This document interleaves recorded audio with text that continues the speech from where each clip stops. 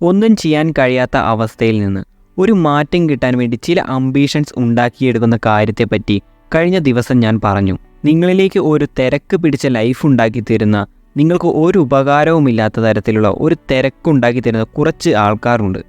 അത് ചിലപ്പോൾ നിങ്ങളുടെ തൊട്ടടുത്ത സുഹൃത്തുക്കളായിരിക്കാം, വീട്ടിൽ തന്നെയുള്ള ആളുകളായിരിക്കാം. ഇവരുടെ കൂടെ നമ്മളിങ്ങനെ ഇവരുടെ കാര്യങ്ങളിലേക്ക് മാത്രം ഇങ്ങനെ ഇറങ്ങി ഇങ്ങനെ ഓടി നടക്കുമ്പോൾ നമ്മൾ ആരാണെന്നുള്ള കാര്യം നമ്മൾ അവിടെ മറന്നുപോകും. തൽക്കാലം ഇവരെയൊക്കെ വെറും 24 മണിക്കൂറിലേക്ക് ഒന്ന് മാറ്റി വെക്കുക.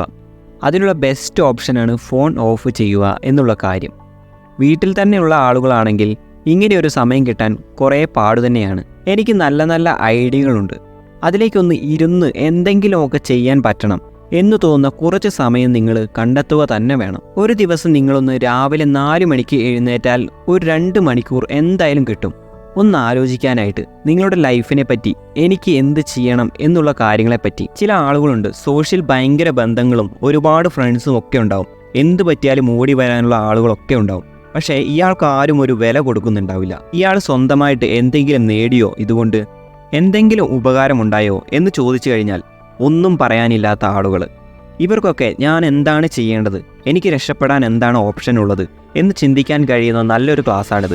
ഇങ്ങനെയുള്ള ആളുകൾക്ക് നല്ലൊരു തീരുമാനമെടുക്കാൻ കഴിയുന്ന ഒരു ബെസ്റ്റ് ഓപ്ഷനാണ് നമ്മൾ ഇന്നലെ ഡിസ്കസ് ചെയ്തത്. എൻ്റെ ലൈഫ് രക്ഷപ്പെടണമെങ്കിൽ എനിക്ക് എന്താണ് ചെയ്യാൻ കഴിയുക, ഞാൻ ആരുടെ അടുത്താണ് പോവേണ്ടത്, ഞാൻ എന്താണ് ഒപ്പിക്കേണ്ടത്, ഈ കാര്യത്തെയൊക്കെ കൃത്യമായിട്ടുള്ള ഒരു ധാരണ നിങ്ങൾ ഉണ്ടാക്കിയെടുക്കുക. ഡിസ്ട്രാക്ഷൻ ഇല്ലാത്ത ഒരൊറ്റ ദിവസം മതി നിങ്ങൾക്ക് കൃത്യമായിട്ടുള്ള ഐഡിയകൾ കിട്ടാൻ. ഇങ്ങനെ എന്തെങ്കിലും ഒരു നല്ലൊരു പാഷനായിട്ട് തോന്നുന്ന ഒരു ഐഡിയ കിട്ടിക്കഴിഞ്ഞാൽ പിന്നെ നിങ്ങൾ അതിനുവേണ്ടി മെനക്കെടുന്ന ഒരു വ്യക്തിയായിട്ട് മാറണം. ഇങ്ങനെ എന്തെങ്കിലും ഒരു ഐഡിയ കിട്ടിക്കഴിഞ്ഞാൽ എങ്ങനെ നല്ലൊരു വർക്ക് മൂഡ് ഉണ്ടാക്കിയെടുക്കാം, എങ്ങനെ അതിലേക്ക് ഇറങ്ങി അത് നേടുന്ന വ്യക്തിയായിട്ട് മാറാൻ പറ്റും എന്നുള്ള കാര്യമാണ് നമ്മൾ ഇന്ന് ഡിസ്കസ് ചെയ്യുന്നത്. നിങ്ങളുടെ ലൈഫ് രക്ഷപ്പെടാൻ കാരണമാവുന്ന ആ ഒരു ഐഡിയ എന്താണെന്നുള്ളത് നിങ്ങൾ ഒന്ന് ഇരുന്ന് കൺഫേം ചെയ്യുക. ഇതിലേക്കാണ് ഞാൻ ഇറങ്ങാൻ ഉദ്ദേശിക്കുന്നത്, അതിന് ഇനിയൊരു മാറ്റവും ഉണ്ടാവില്ല. ഇങ്ങനെ ഒരു തീരുമാനം വേണം നിങ്ങൾ എടുക്കാൻ. അല്ലാതെ പകുതി വെച്ച് അത് വേണോ ഇത് വേണോ, PSCയിലേക്ക് ഇറങ്ങിയത് മോശമായി പോയോ, അല്ലെങ്കിൽ ഇതിനേക്കാൾ നല്ല കമ്പനി വേറെ നോക്കണോ, ഇതൊന്നും ശരിയാവില്ല, അടുത്ത പരിപാടി നോക്കിയാലോ, ഇങ്ങനെയൊരു ഡൗട്ട് ഒന്നും നിങ്ങൾക്ക് വരാൻ പാടില്ല. ഇറങ്ങിയ കാര്യം നേടിയെടുക്കുന്നത് വരെ നിങ്ങൾ അതിൻ്റെ പുറകെ തന്നെ പോകണം. ഒരിക്കലും ക്വിറ്റ് ചെയ്യാൻ പാടില്ല. അത് നേടിയിട്ട് പിന്നെ അടുത്ത പരിപാടി നോക്കിക്കോ, ഒരു പ്രശ്നവുമില്ല. അത് നേടുന്നവരെ നിങ്ങൾ എന്ത് ചെയ്യരുത്, ക്വിറ്റ് ചെയ്യരുത്, വേറെ കാര്യങ്ങളെപ്പറ്റി ചിന്തിക്കരുത്. അപ്പോൾ നിങ്ങളുടെ മനസ്സിൽ വന്നത് ഒരു PSC നേടിയെടുക്കുന്ന കാര്യമാണെങ്കിലും, ഒന്ന് ഗൾഫിലേക്ക് പോകുന്ന കാര്യമാണെങ്കിലും, ഏതെങ്കിലും നല്ലൊരു കമ്പനിയിൽ CV കൊടുത്ത് അവിടെ ജോലി നേടിയെടുക്കുന്ന കാര്യമാണെങ്കിലും, നിങ്ങൾക്ക് ആഗ്രഹമുള്ള ഏതെങ്കിലും ബിസിനസ് സ്വന്തമായിട്ട് തുടങ്ങുക, അതിനുവേണ്ടി മണി കണ്ടെത്തുക എന്നുള്ള കാര്യമാണെങ്കിലും, അല്ലെങ്കിൽ വേണ്ടാത്ത അഡിഷനൊക്കെ മാറ്റി നല്ലൊരു മനസ്സുണ്ടാക്കിയെടുക്കണം, ഇങ്ങനെയുള്ള കാര്യങ്ങളാണെങ്കിലും എന്തു തന്നെയാണെങ്കിലും അത് ആ ഒരു ആഗ്രഹം നിങ്ങളിലേക്ക് വരാൻ കാരണമാവുന്ന ഒരു വ്യക്തിയെ നിങ്ങൾക്ക് നിർമ്മിച്ചെടുക്കുവാൻ കഴിയണം. ആദ്യം ആ ഒരു പൊസിഷൻ നിങ്ങളിലേക്ക് വരാൻ കാരണമാവുന്ന ഒരു ചുറ്റുപാട് നിങ്ങൾക്ക് ഉണ്ടാക്കിയെടുക്കുവാൻ കഴിയണം. ആ ചുറ്റുപാടിൽ നിന്നാണ് നിങ്ങളുടെ മനസ്സ് അങ്ങനെയായി തീരുന്നത്. നിങ്ങളുടെ മനസ്സിന് എനിക്ക് അങ്ങനെ ആയി തീരണം എന്നുള്ള വാശി വരുമ്പോൾ അത് നിങ്ങളിലേക്ക് വരിക തന്നെ ചെയ്യും. അത് എന്ത് പൊസിഷൻ ആണെങ്കിലും എന്ത് ബിസിനസ് ആണെങ്കിലും അങ്ങനെ ഒരു ചുറ്റുപാട് നിങ്ങൾക്ക് ക്രിയേറ്റ് ചെയ്യാൻ കഴിഞ്ഞാൽ ആ പൊസിഷനിൽ നിങ്ങൾ എത്തുക തന്നെ ചെയ്യും. ഇതൊരു റൂൾ തന്നെയാണ്. നിങ്ങളുടെ 5 സുഹൃത്തുക്കളുടെ ക്വാളിറ്റിയാണ് നിങ്ങൾക്കുണ്ടാവുക എന്നാണ് പറയുക. നിങ്ങളുടെ 5 സുഹൃത്തുക്കളും നല്ല പണക്കാരാണെന്ന് വിചാരിക്കുക, നിങ്ങളും അടുത്ത പണക്കാരനായിരിക്കും, ഉറപ്പാണ്. നിങ്ങളുടെ 5 സുഹൃത്തുക്കൾക്ക് കാർ ഉണ്ടെന്ന് വിചാരിക്കുക, അറ്റ്ലീസ്റ്റ് ഒരു 3 ആൾക്കാർക്ക് കാർ ഉണ്ടെന്ന് വിചാരിക്കുക, നിങ്ങൾക്കും ഒരു കാർ എടുക്കാനുള്ള മൈൻഡ് വരും. അപ്പോൾ നമ്മൾ എത്ര മോശം അവസ്ഥയിലാണെങ്കിലും നമ്മൾ ആഗ്രഹിക്കുന്ന ആ ഒരു പൊസിഷൻ ഉണ്ടല്ലോ, അതിനെ നിങ്ങൾ മാറ്റാൻ മനഃപൂർവ്വം തയ്യാറാകണം. ചിലപ്പം നിങ്ങളുടെ കൂടെ നിങ്ങളുടെ ആഗ്രഹത്തിനൊത്ത് സപ്പോർട്ട് ചെയ്യാൻ കഴിയുന്ന ഫ്രണ്ട്സ് ഒന്നും ഉണ്ടാവില്ല. നിങ്ങൾ ആഗ്രഹിക്കുന്ന കാര്യത്തിലേക്ക് ഇറങ്ങാൻ നിങ്ങളുടെ അടുത്ത് ക്യാഷ് ഉണ്ടാകില്ല.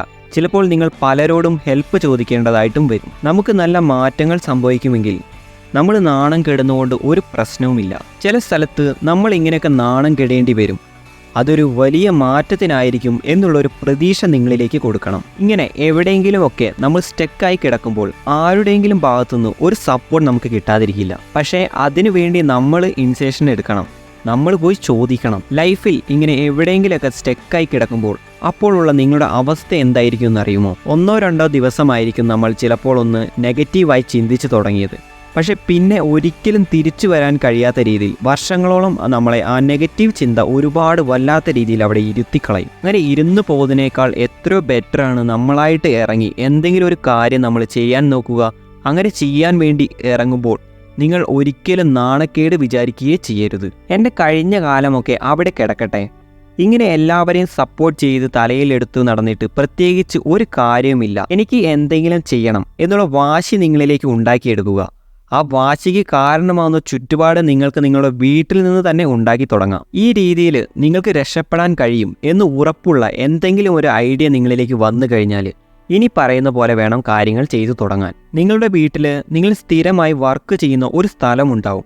ചിലപ്പോൾ നിങ്ങളുടെ റൂമിലുള്ള ഒരു പഠിക്കുന്ന മേശ, അല്ലെങ്കിൽ നിങ്ങളുടെ കയ്യിലുള്ള ഒരു ലാപ്ടോപ്പ്, ഒരു രക്ഷയുമില്ലെങ്കിൽ നിങ്ങളുടെ കയ്യിൽ ചിലപ്പോൾ ഒരു ഫോണെങ്കിലും ഉണ്ടാവില്ലേ? അതിൽ നിന്ന് വേണം നിങ്ങൾ തുടങ്ങാൻ. ഇതുവരെ നിങ്ങൾ അതിനോട് സമീപിച്ച ഒരു രീതിയിലല്ലാതെ നിങ്ങൾ അതിനോടൊന്ന് ഫ്രഷായിട്ട് ഒരു പുതിയൊരു വ്യക്തിയായിട്ട് അതിനോട് സമീപിച്ച് തുടങ്ങണം. ഇങ്ങനെ ആ മേശ കുറച്ചുകൂടി കാറ്റും വെളിച്ചവും കിട്ടുന്ന സ്ഥലത്തേക്ക് മാറ്റിയിടുക. അവിടെ നിങ്ങൾക്ക് എഴുതാനായിട്ടുള്ള കാര്യങ്ങൾ കറക്റ്റായിട്ട് എടുത്തു വയ്ക്കുക. അവിടെ ഇരുന്ന് വർക്ക് ചെയ്യാൻ പറ്റുന്ന നല്ലൊരു ചുറ്റുപാട് നിങ്ങൾ ഉണ്ടാക്കിയെടുക്കുവാൻ നോക്കുക. നല്ല സ്മെല്ലുള്ള റൂമാക്കി അതിനെ നിങ്ങൾ മാറ്റുക. അവിടേക്ക് ആവശ്യമായിട്ടുള്ള എല്ലാ കാര്യങ്ങളും നിങ്ങൾ പർച്ചേസ് ചെയ്യുക. ചിലപ്പോൾ എന്തെങ്കിലുമൊക്കെ മനസ്സിൽ വരുമ്പോൾ എഴുതാൻ കഴിയുന്ന നോട്ട്സോ പേനയോ ഒന്നും അവിടെ ഉണ്ടാവില്ല. അതൊക്കെ ഫ്രഷായിട്ട് നിങ്ങൾ വാങ്ങി അവിടെ കീപ്പ് ചെയ്യുക. അവിടെ ഇരിക്കുന്നത് ഇഷ്ടമല്ലാത്ത വ്യക്തി പണ്ടുണ്ടായിരുന്നു. പക്ഷേ ഇനി അങ്ങനെയല്ല. ആ വ്യക്തി ഒരുപാട് മാറിപ്പോയിരിക്കുന്നു. നിങ്ങൾ വൃത്തിയായിട്ട് ആ സ്ഥലമൊക്കെ ഒന്ന് നല്ല രീതിയിൽ കീപ്പ് ചെയ്യുന്നു.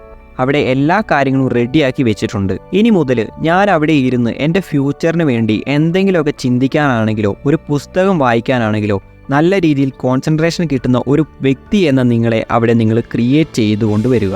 ഇതേപോലെ നിങ്ങൾ കിടക്കയിൽ കടന്നുകൊണ്ട് മടി പിടിച്ചുകൊണ്ട് ഫോൺ യൂസ് ചെയ്യുന്ന ഒരു വ്യക്തിയാണെങ്കിൽ നിങ്ങൾ ഒരു തീരുമാനമെടുക്കുക. ഞാൻ ഇനി ഫോൺ യൂസ് ചെയ്യുന്നത് എന്നിലേക്ക് നല്ല മാറ്റങ്ങൾ വരാൻ വേണ്ടിയുള്ള രീതിയിൽ മാത്രമായിരിക്കും. ഞാൻ യൂസ് ചെയ്യുമ്പോൾ ആ ഒരു ടേബിളിൻ്റെ മുന്നിലിരുന്നിട്ട് മാത്രമേ ഞാൻ അത് എടുക്കൂ. അതിൽ നല്ല കാര്യങ്ങൾ മാത്രമേ കാണൂ. വെറുതെ എന്നെ മടിയനാക്കുന്ന ശീലത്തിനുള്ള ഒരു കാരണമാവാൻ ഈ ഫോണിനെയോ ഈ ലാപ്ടോപ്പിനെയോ ഞാൻ സമ്മതിക്കില്ല. ഇതുപോലെയുള്ള തീരുമാനങ്ങൾ എടുത്തുകൊണ്ട് നല്ല ചുറ്റുപാടുകൾ നിങ്ങൾ ക്രിയേറ്റ് ചെയ്യണം ഇന്നു മുതൽ തന്നെ. ഈ ചുറ്റുപാടുകൾ നിങ്ങൾക്ക് എന്ത് ചെയ്യുമെന്നറിയുമോ? നിങ്ങളേക്ക് നല്ലൊരു മനസ്സുണ്ടാവാനുള്ള കാരണമായിട്ട് മാറും. അപ്പോൾ ഇതേപോലെ ഡിസ്ട്രാക്ഷൻ ഇല്ലാത്ത, മടിയില്ലാത്ത ഒരു മനസ്സിൽ നിന്നാണ് നമുക്ക് ചെയ്യേണ്ട കാര്യങ്ങളോട് കൂടുതലായിട്ടുള്ള എനർജി വരിക. നിങ്ങൾക്ക് ഒരു ജോലി വേണം എന്ന് വിചാരിക്കുക.